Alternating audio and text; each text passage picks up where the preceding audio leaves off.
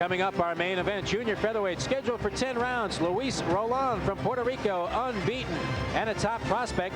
And he takes on the challenge of Daryl Pinckney, trying to resurrect his career after getting off to a very horrible start. He's been on a winning streak.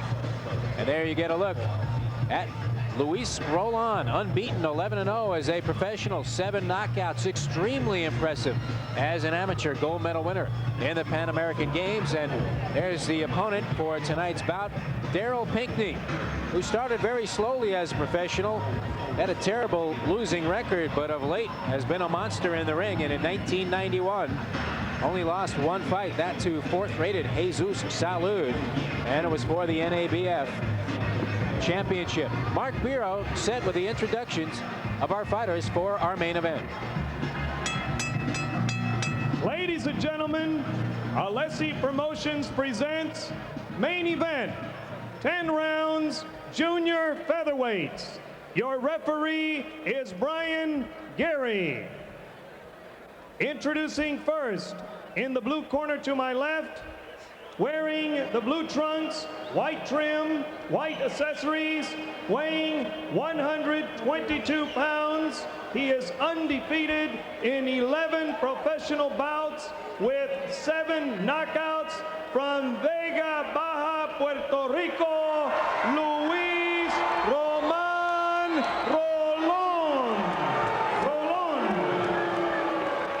His opponent, wearing the black trunks, white accessories, he weighs 123 pounds, pro record, 9 wins, 12 defeats, 2 draws, with 7 knockouts. From Hallandale, Florida, Daryl Pinckney. 10 rounds, junior featherweights. Okay, gentlemen, we went over the instructions in the dressing room before the bout. Listen to my commands. If you score a knockdown, go to the neutral corner. Wait there for me to instruct you to come out. Protect yourself at all times. Shake hands and come out boxing at the belt. And here's a look at the tail of the tape. Luis Rolon, the slightly taller of the two. However, Daryl Pinckney, in an ironic twist, has a little bit of a reach advantage. Rolon just 21 years old. Florida boxing rules in effect, 10-point must system scored by the judges at ringside. 3 knockdown rule is in effect. No standing 8 count can be administered by the referee, and that's a rule I feel should change. This is round 1. Rolon in the blue trunks with the white trim. He is from Puerto Rico, and we saw last month on our Schlitz Malt Liquor fight series an upset scored. As you take a look at the knockout ratio on your screen, and the harder of the 2 punchers is Luis Rolon. I don't know, that might be deceiving though, because Pinckney is a guy who has lost a lot of fights and consequently hasn't KO'd a high percentage, but Rolon's fought much inferior opposition. I expect Pinckney really to be the puncher in this one. Among the opponents very early in his career as an amateur for Luis Rolon, Michael Carbajal, currently the star of the lighter divisions. And he beat Carbajal in the amateur ranks and went on to win the Pan Am Games at 108 pounds. One of those guys who had great amateur record, 125 wins and only 5 defeats out of Puerto Rico. But in the pros, it's a whole different story. And Rolon thus far has really not met what you might call a stiff test. Has never been beyond the 6th round. And Pinckney is a guy who is used to going rounds. Matter of fact, has gone 12 rounds in each of the last 2 fights. And at the instructions issued by Brian Gary, you could see the tenacious mindset that Pinckney has brought with him into the ring. He's taken on some very weighty competitors. Jesus Salud is certainly no slouch in this division. He beat Paul Gonzalez in Jacksonville to win the NABF Super Bantamweight Championship, and so he became a title holder after getting off to a woeful start as a pro. Well, Pinckney Ninjas beat Gonzalez. He did everything but send Gonzalez out on a stretcher. He won every round, won the NABF title in a major upset, then came back and he says he fought Salud with a couple of broken ribs and took some bad advice and took that fight out in Hawaii. Lost the 12-rounder. He said if he didn't take that fight, the NABF was going to strip him of his title. So he wanted to lose it in the ring rather than just give it up if he was going to lose it. So Pinckney now with something to prove, feeling he has something to prove. He's been sparring with Ray Minus, a world contender out of the Bahamas, and Angelo Dundee, who trains Minus, has overseen a lot of those sparring sessions. Says Pinckney's learned how to throw combinations a lot better. since he was working out with Minus. So we'll see what happens here. Again, an example of his schooling and throwing combinations. And Angelo Dundee, one of the great tutors, putting punches together in bunches. Pinckney pretty much controlling the pace of what has been a feeling out process here in round one. We approach the closing 15 seconds. Luis Roland really not getting off the mark. He landed one good shot in this round. An impressive showing for Daryl Pinckney here in the opening stanza of our scheduled 10-rounder, our main event tonight on Prime Network. Stuck on where to buy your tires? Perhaps playing a little bit of possum as we had a feeling out process in the opening frame of this fight. Well, I don't think Pinckney's looking to feel out anybody. He came out aggressively, was throwing punches with bad intentions, was more aggressive, took the fight to Roland. I gave him that first round. I also gave Pinckney a 10-9 round in the opening stanza, effective with a couple of hooks to the body, especially towards the tail end. Roland landed really only one telling blow in that entire opening 3 minutes. The pace has been a little bit of a slow variety here. You usually expect extremely quick pace, especially at the beginning of a fight in this division. A couple of great champions from the 122-pound class, and I was familiar with a guy from California who had a tremendous knockout ratio and scored many one-round knockouts on his way to the championship. Ironically, he was knocked out himself in one round in Jaime Garza. Yeah, and that was a shocking knockout. I mean, was that Juan Kid Mesa knocked him out? He knocked Mesa down first, and then Mesa came back and knocked him out. Came off the canvas, and we never saw Jaime Garza again, one of the great punchers at 122 pounds. You know, Pinckney has really improved over the past couple of years. I can't get over how much he's improved. He's become a much more patient fighter. He is throwing better combinations. He's a guy who used to just go in there and brawl wildly, but now he's settled down. Looks like he knows where to pick his shots. Very deceiving record, as we've mentioned. And one for a low blow is Luis Roland. But he was just thrown in with anybody early in his career. He fought guys like Luis Mendoza, Freddie Sevilla, Pan Am's Games champion, Jorge Romero. And then when he really started to settle down and take it serious, he went on fire and eventually won that NABF championship. Somewhat of a dearth of action through the first 5 minutes of this fight. We mentioned that a month ago on the Schlitz Malt Liquor fight night, we saw an upset by a Puerto Rican fighter as Danny Garcia came in and upset Ulysses Boulware. Boulware was sitting on a title shot on the verge of fighting for a world championship. Danny Garcia came and knocked him out in 2 rounds. Of course, the great Edwin Rosario, also from Puerto Rico, and Puerto Rico famous for its hard punchers.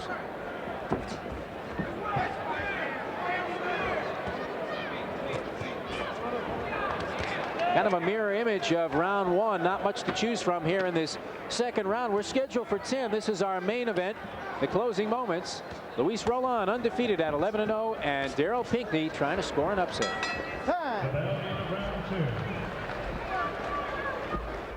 Let's play a guessing game. Which brands did To the weight class as you get a look at Charles J's scorecard, giving both the first 2 rounds to Daryl Pinckney.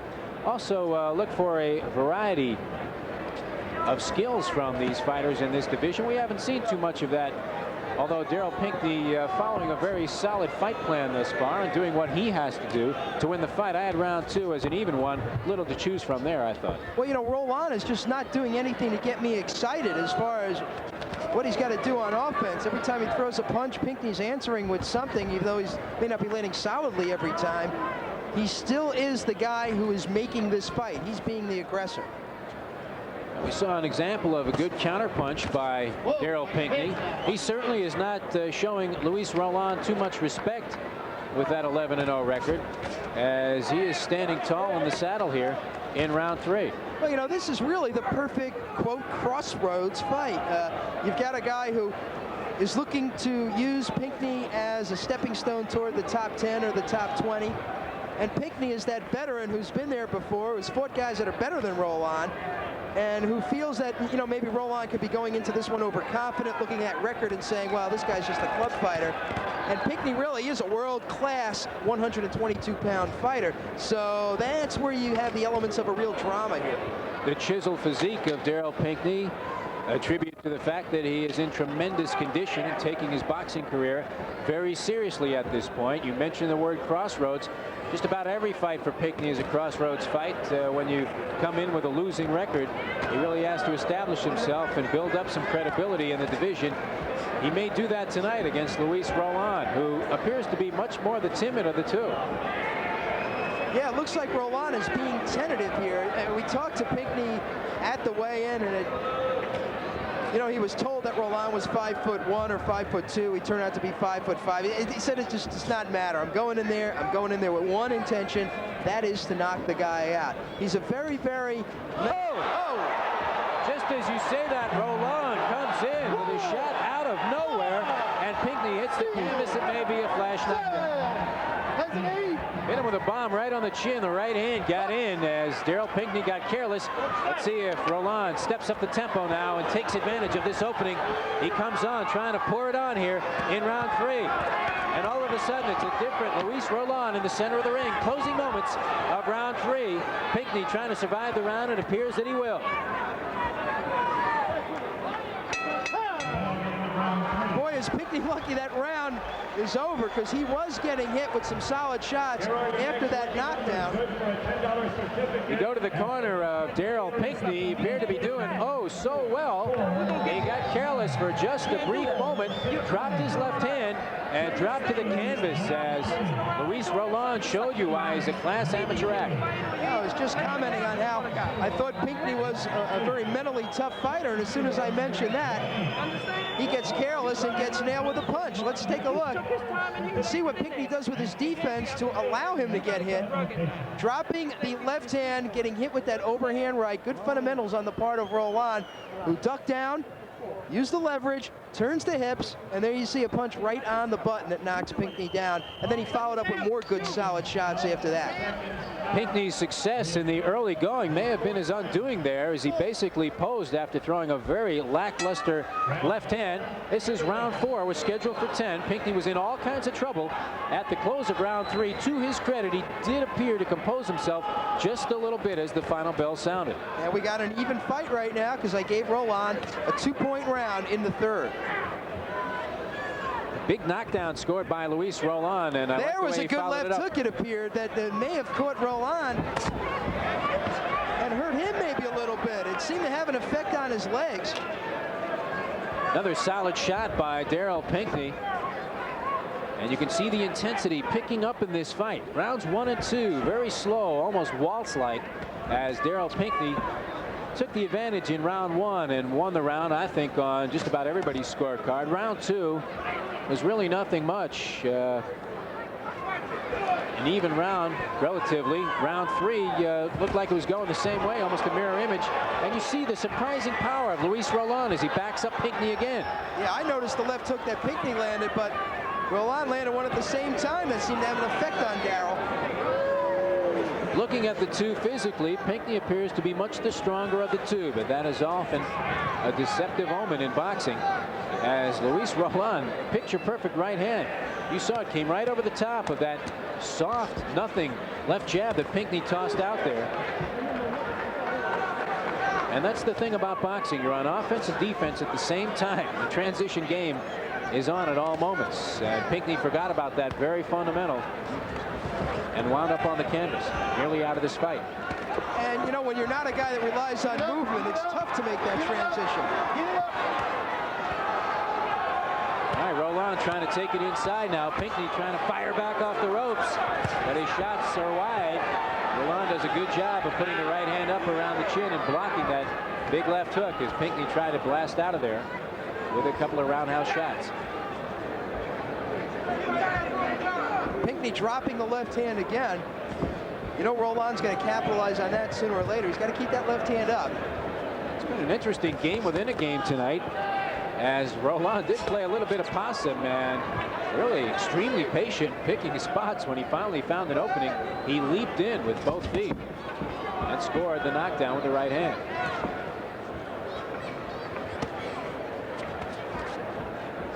Roland now relying on the jab, trying to dictate the pace a little bit. Pinckney now resorting to a tactic that we don't like to see, which is posing a little bit. Yeah, absolutely. Throwing one shot at a time. These are the closing moments of round 4. Luis Roland has turned this fight around in his favor, as he scored the knockdown in round 3 and basically has taken round 4. Back in a moment. From the Sun Dome on the campus of the University of South Florida, Jeff DeForest and Charles J. Pleased to be bringing you Schlitz Malt Liquor Fight Night along the Prime Network. Our main event in progress, scheduled for 10 rounds, and it's been an interesting matchup thus far. Pinckney's corner basically telling him between rounds, let's get ready to rumble. Forget about pacing yourself. We got to start brawling with this guy, or you're going to lose this fight on the scorecard. Yeah, well, Norman Wilson was implying that Pinckney was idle a little bit too much and that they were basically stealing the rounds from him, and I think that's what happened in that last round. I've got Roland ahead now.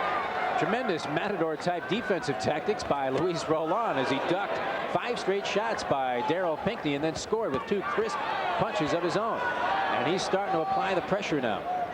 Well, it's not so much that Roland is outclassing Pinckney, he's out hustling him at this point. I think Pinckney needs to get to a body attack and then come up to the head. There was an attempt at a left hook to the body. Roland has thrown 1 quick right hand. Sometimes after setting up the right with a jab, he looks to be a little bit lethargic with the right hand. He has 7 knockouts in 11 pro fights. You know, the variable here, though, is that he has never gotten hit on the button by a world-class fighter. And if Pinckney does that to him, how is he going to react to it? Well, so far, Pinckney has shown some resiliency. He got off the canvas in round 3, and it looked like he was in all kinds of difficulty. Seemed to regroup a little bit as the bell sounded. And round 4 really was rather uneventful. Although I thought Roland did enough to take the round on the scorecards. Here's Pinckney coming back a little bit and showing some true grit. Keep it up, Daryl.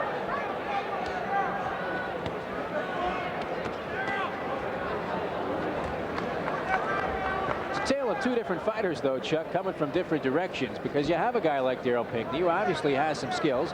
He starts out as a pro and can do no right. And Luis Roland, carefully brought along after a brilliant amateur career and a gold medal in the 1988 Pan American Games. 11-0 as a pro, but against opposition that probably is nowhere near the caliber of fighter that Pinckney has faced. Well, this is what makes for the great storyline. You know, every fighter, before he becomes great, before he becomes a contender, has to rise to the occasion and beat somebody who is perceived to be higher up on the ladder than he is. And maybe I think that's the position Roland finds himself in here. If he beats Pinckney, it's a pretty good win for him. It's the closing moments of round 5. Things have settled down somewhat. Daryl Pinckney doing a good job of regaining his composure and putting himself back in this fight. He heeds the advice of his cornermen, starts to mix it up a little bit. We'll come back with round 6 along Prime Network. Affair at the Sun Dome here in Tampa, Florida. This is our main event, round 6, scheduled for 10. Momentum has bounced around like it was on a pogo stick here, as rounds 1 and 2 to Pinckney, 3 and 4 clearly to Roland, and I thought Pinckney came back in round 5, made it a much tighter fight, Chuck. Well, I don't think so at all. I gave Roland that round. He was much more active, landing many more shots. Pinckney's problem in that round, and really throughout the last few rounds, is he's standing there and not punching. He's posing. He's letting Roland hit him without countering back right away, and he's trying to load up on one shot all too often. Every time you approach Roland, you've got to throw some combinations. Pinckney is not. It looks like he's trying to land that one shot that's going to wobble him, that's going to get his respect. What he should do is get a lot busier, and then, you know, that big shot will come during, you know, those combinations, the process of throwing those combinations. Seeing a Roberto Duran type characteristic being exhibited by Roland. Very subtle, but very potent on defense, as it's difficult for Pinckney to get off. Roland doesn't give you a lot of movement, but somehow manages to make you miss. And there were a lot of fighters that were like that. I remember Vinny Curto, who fought on Miami Beach for so many years in Massachusetts.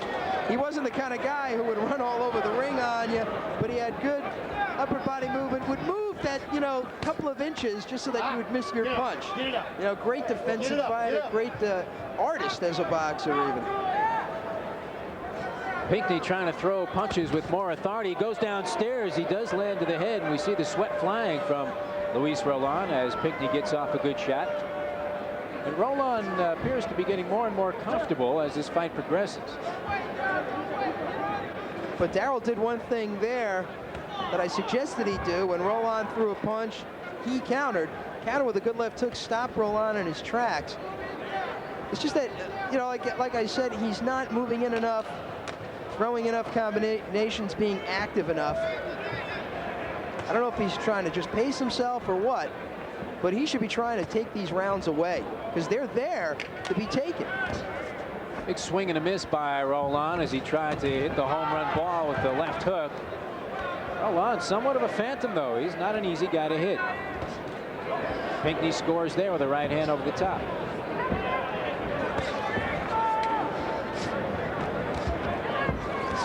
Roland really not showing a lot of offense here in round 6 as we come to the closing moments. Pinckney hasn't landed an abundance of punches, but he's definitely done more scoring here. Yeah, he's stolen this round. Somebody's mouthpiece came out. It's Pinckney's. And he gives Roland a look and claims he was hit with a low blow. Brian Gary picks up the mouthpiece. Calls time, I believe. The clock is stopped. We're at about the 10-second mark of round 6. It's a scheduled 10-rounder, our main event. They wash the mouthpiece, put it back in, according to Florida rules. And our main event on Schlitz Malt Liquor Fight Night. We're at the Sun Dome on the campus of the University of South Florida. Jeff DeForest and Charles J. And you're looking at the center of the ring as you see Charles J's scoring 57-56. Roland by a point. I also have Roland winning this one by a point. Gave the last round as an even round, as once again the fighters reverted back into a funk and really didn't do too much in terms of aggression. Well, if indeed Pinckney has it as a very close fight, could be to his advantage as we come down the stretch. The graphic a second ago shows Roland has never been to the 7th round in his career. Will the last 4 rounds of this fight test his stamina to the point where he fails the test? Pinckney is no stranger to going 10 rounds and indeed 12 rounds. Oh, good overhand right. And that, my friend, may have turned this fight completely around. You can feel the tide going the other way now as Daryl Pinckney scores a knockdown here in round 7. Roland had Pinckney on the canvas earlier in this fight. Back in round 3, it came very close to the bell, and Pinckney was able to survive the round, regained his composure, and came on again a little bit in rounds 4 and 5. This is round 7, and you said the stamina may favor a very much in shape and determined Daryl Pinckney. His career on the line in every fight. Luis Roland has never tasted defeat. And Roland is, you know, I mentioned before, what happens if Roland gets hit with a good shot? Doesn't look like he knows how to tie up too well. If he knew how to tie up, he'd been in this situation before, he'd be tying Pinckney up right now. He's just trying to avoid him now. And I think Pinckney, being maybe a physically stronger guy, is going to be able to extract an advantage on the inside. He's got to get on the inside right now and beat up that body. Seems like he needs to pounce right away against this guy. Roland was on some very shaky legs, and as he tried to exhibit some lateral movement and take some of the sting of those Pinckney blows away and recover from the knockdown, he did not look like he was really totally in this fight. Now he tries to come back, those punches lacking authority, and Pinckney, though, for the last 30 seconds or so, has not thrown a shot, Chuck. I hope he didn't punch himself out with some of those shots as he was trying to end things. Right hand partially blocked by Roland, and it does seem as if he's let Roland survive the damage that was done with that knockdown. Had him on the canvas here early in round 7, and we now have 20 seconds to go in the 7th round. This is one of those, I'm sorry, this is one of those problems where Pinckney, look at this. This is like lulled to sleep by Roland and just hasn't done anything effective since the knockdown. Daryl Pinckney, though, the winner of round 7, and may have pulled himself ahead in this fight. We'll keep it here between rounds as Pinckney finishes off what should be a 10-8 round for him. We follow him back to his corner. Let's put him right back into this thing. And Norman Wilson, his corner man, will listen in and see what he has to do to win this fight. Don't do all that stuff. Take all that fancy step in 4 and 5. All right, take all them 4 and 5 steps out. You don't see how they wetting him down. What did you hit him with? Well, then you got to step over. You're fouling him. You're running around in circle. I need another one. I need him on the corners. No more fouling. You understand? Understand? You understand? When you're throwing short, inside with him, he can't deal with it. You understand? Don't bring him on that side. Use it. There's the punch that might have turned things completely around in the fight. It's the overhand right, and I'll tell you what, it didn't look like he had a lot of leverage behind that. Might have just caught Roland off balance, and indeed, I think he did. This is a combination of maybe a stinging blow, a clean blow, but really not one that would have normally knocked Roland down. But it gives him a 10-8 round, Jeff. And that 10-8 round should be significant as we come into the opening moments of round 8. Scheduled for 10. These are junior featherweights, and Daryl Pinckney, as you see, has pulled ahead by a point on the Charles J. unofficial scorecard. I also have it 1 point in the favor of Pinckney after a 10-8 round, but this thing really could be up in the air, as some of these rounds have been very difficult to separate. The discouraging thing about Pinckney in that round is after he knocked him down, you know, he didn't get more active. Usually that kind of thing will give the fighter more adrenaline, because really it's Pinckney's fight to win or lose at this point. But he just didn't do it. He just didn't get it done. He might have been able to knock Roland down again, but really wasn't able to capitalize on an advantage. For Roland to come in here as an unbeaten fighter and be measured as a prospect, you would like to see a lot more hand speed for a guy fighting at 122 pounds. If he isn't going to have that electrifying hand speed, have that big knockout power. We saw a little bit of an example of it from Roland when he put Pinckney on the canvas in round 3. But other than that one single shot when he caught Pinckney completely defenseless, he really hasn't done too much to impress us that he's an up-and-comer in this division. No, it doesn't really look like he has a lot of raw power for the 122-pound division. He is fighting a very tough guy here.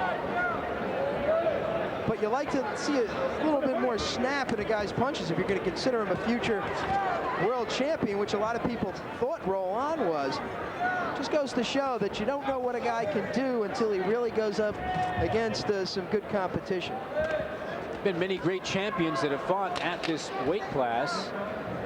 Lupe Pintor, fighter comes to mind, held the 122-pound crown, was a great bantamweight champion. You think back to his fights, even though he was known as a puncher, this was a guy that could take an extremely fast pace, and that was back in the days of the 15-round championship fights.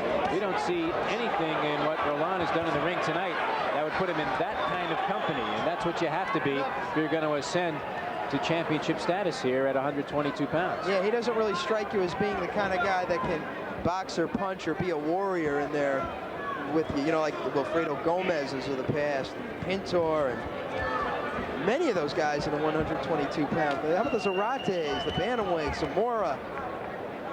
There's a tremendous wealth of talent at 118, 122, back in the middle, late 70s, early 80s.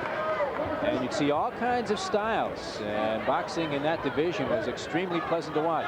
Final seconds of round 8. We'll take a break and come back with round 9. This one is scheduled for 10, and it should be a very intriguing proposition on the scorecards. Our main event, we come into the championship rounds. It says round 9, we're scheduled for 10. Luis Roland, unbeaten as a pro, but that record in jeopardy tonight. He's wearing the blue trunks, hails from Puerto Rico, an outstanding amateur, taking on the challenge tonight of Daryl Pinckney, who is always in the spoiler role since very early in his career, and he's trying to score what would be a big upset tonight if he can win this one, Chuck, and it looks like he can. Interesting thing about Roland's perspective is this may be the biggest fight of his career so far, and this is one of the few fights he's had in America that Mike Tyson has not attended. These two guys are very, very close friends, and of course Tyson, occupied with his trial in Indianapolis, is not here at ringside to watch Roland. This is action in round 9. Roland has shown us some defensive prowess, and Daryl Pinckney has pretty much been doing it on attitude. He lands a right hand there. He put Roland on the canvas in round 7. That was his crowning moment of this fight thus far, but really did not follow up on that advantage at all as he let Roland off the hook completely. Put him right back in the seat. Said, let's fight some more rounds. Roland hasn't been too effective since the early stages of this fight. But Pinckney won the opening couple of rounds. Roland scored a knockdown in round 3. Kind of a flash knockdown, but a big right hand put Pinckney on the canvas. It's been up in the air pretty much ever since. Yeah, you know, Roland does not impress you as being a big puncher, does not impress you as being a tremendously swift boxer either. He's one of those guys that, as we mentioned, is a guy who can out-hustle you, and in many of these rounds, he has been able to out-hustle Daryl Pinckney. But a lot of people have high hopes, as I mentioned. Don King, as a matter of fact, a guy who's got promotional rights, is one of those people. And thus the connections to Iron Mike Tyson. Pinckney rallying a little bit here in round 9. And as we mentioned, this one probably up for grabs. And this fight will be decided in the final couple of rounds. Nice combination now in flurries as Roland comes forward finally. Tries to duck under a couple of shots and does so effectively. Pinckney appears to be very composed, but he really hasn't landed anything significant since the knockdown in round 7. There he scores with a left hand. Difference between the two fighters here is that Roland is going after scoring points. Pinckney is throwing his punches with bad intentions, looking to put some hurt on Roland with every punch he throws. More powerful blows have been Pinckney's. We'll keep it here between rounds as we approach the closing moments of round 9, head for the 10th and final round. And this one's still very much a wide open proposition. Now we go to the corner of Luis Roland, 11-0 as a pro. We'll try and listen into his handlers, but I think we're going to hear a lot of Spanish being spoken there as Roland from Puerto Rico. Chuck's going to interpret, of course. Chuck still enrolled in the Berlitz School. There's Pinckney's corner, and he'll listen in. Hell no. But come on, you're throwing them long punches. All you have to do is throw them up. There you go. We want you to motivate this time. Come on. Man, you got to throw more than one shot. Give me the top. This round, don't stop. This is the last round. Don't stop. Punch. Okay? We're working tempo. I need you on this round. Just relax. I want to slide. We take a trip back to the 8th round for something significant. We're going to be looking for a right hand to be landed here by Pinckney, and that did land flush. Pinckney was not that active in that round either. Comes down to the 10th round, Jeff, and I've got it dead even at 85 apiece. To me, it's kind of anybody's fight at this point. Whoever wins this round will win it on my scorecard. I don't know how the judges are feeling about it, though, right now. I thought that one big punch that we saw illustrated in the replay was probably the differential in round 9. And right now I have Daryl Pinckney ahead by 2 points. So if he can hang on here and give any kind of account of himself in the 10th and final round, on my scorecard at least, he'll be the winner of this fight. And that would be somewhat of a surprise. As Roland came in as the guy that was highly touted, you mentioned his connections with Don King. Promotional rights, 11-0 as a pro, a victory as an amateur over Michael Carbajal. He certainly had some solid credentials. And he caught Roland backing up with a right hand over the dropped left hand of Luis Roland. Caught him a little off balance and backed him up just a bit. But the important thing is now, a good left hand. Pinckney's landed all the good clean punches in this round so far. Another good combination by Pinckney. He is coming on strong, and maybe a little fatigue on the part of Roland. The kind of drama you like to see in the concluding round of a fight of this stature, as Luis Roland may have the rug pulled out from under his unbeaten streak. Daryl Pinckney from Hallandale, Florida, coming on. Here's a guy that came into this fight 9-12-2, but as deceptive sub-500 fighter, as you'll see in the professional ranks, and it looks like he's solidifying the contention that he can compete with the best in the 122-pound class. Well, a win by Pinckney will put him right back into major contention. And I think he's on his way to the win, because I don't think this 10th round is any contest at all. Of all the rounds since round 4, this one appears to be the easiest to score. And Pinckney has controlled the action here in the 10th and final round.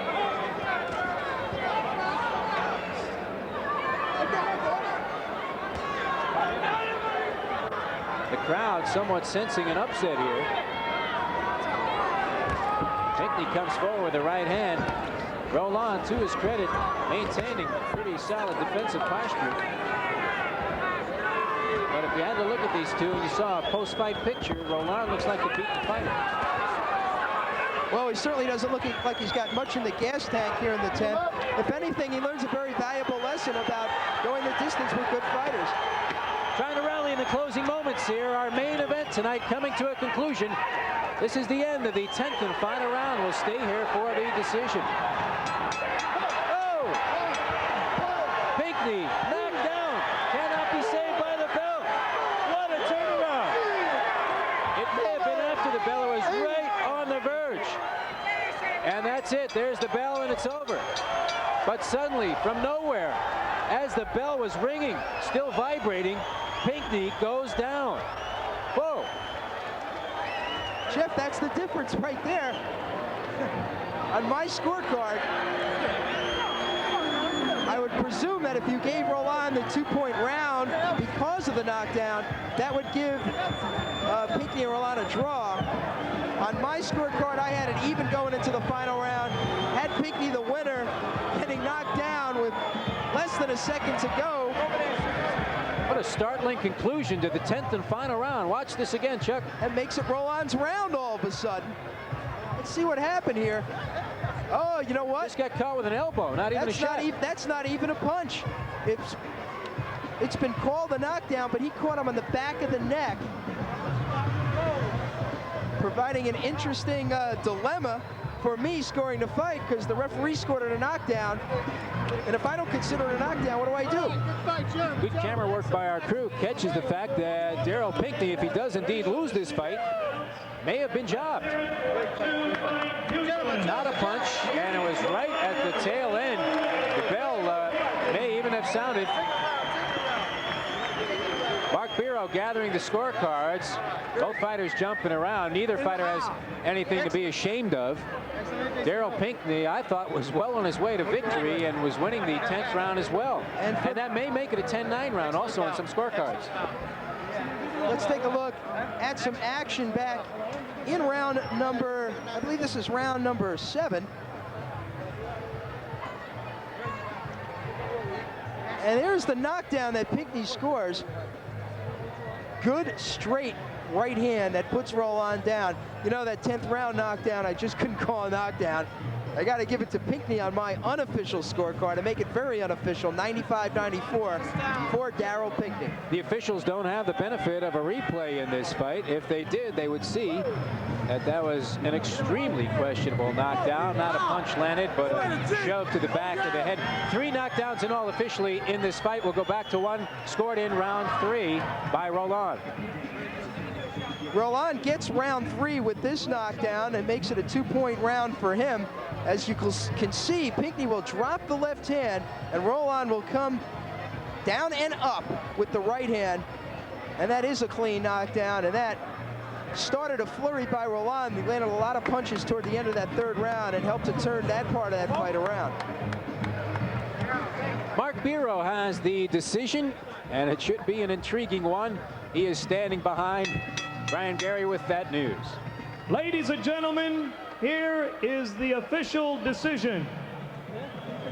Judge Cynthia Rubel scores it 94-93 Pinckney. Judge Tom Brown scores it 96-94 Roland. Judge Frank Skilbred scores it 94-93 to the winner by split decision.